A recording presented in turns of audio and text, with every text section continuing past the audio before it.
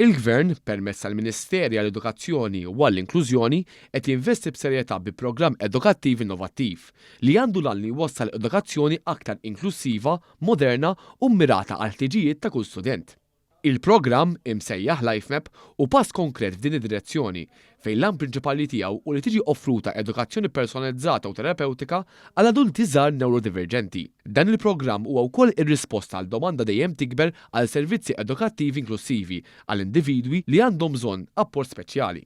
Sissa, l-edukazzjoni għal adulti żgħar b'diżabilità kienet tingħata fl-Iskola Dun Manuel Attard fil-Wardija li tagħmel parti mill-Kulleġġ San Niklaw.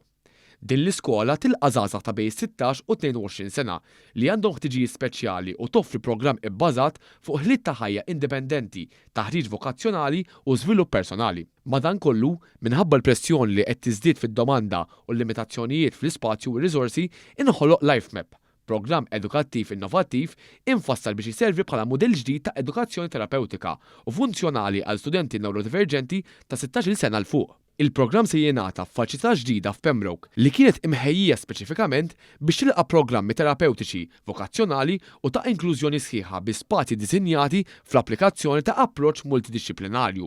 Din l-inizjattiva hija parti wkoll mill-Istrateġija Nazzjonali tal-Edukazzjoni 2024-2030. Il-programm jinvolvi tim estensiv ta' tutors, terapisti, psikoloġiċi u infermiera li joffru appoġġ individwali lil kull student li attendi. L-istess studenti wkoll se jkunu eliġibbli għall-istipendju li jkompli jgħin fl-investiment fil-futur edukattiv tagħhom. Dan kollu mhux se jasal għall-ebda bidla għall-istudenti u l-istaff fl-Iskola Dun Manuel Attard, tant li l-programm eżistenti se jibqa' għaddej b'mod normali. Il-Ministru għall-Edukazzjoni spjega li l-programm LifeMap mhux biss hija inizjattiva edukattiva iżda għodda bi 3 pilastri fundamentali: il-benesseri, it-tkabbir u l-inklużjoni. Il-ġenituri jkollhom is-serħan tal-moħħ li t-tfal tagħhom ikollhom perkors edukattiv fil-waqt illi ma jitilfux mill-benefiċċji li jieħu kull student ieħor. Il-Ministru għall-Inklużjoni min-naħa tagħha spjegat li l-programm huwa mfassal biex ebda student ma jibqa' barra minħabba nuqqas ta' spazju jew riżorsi.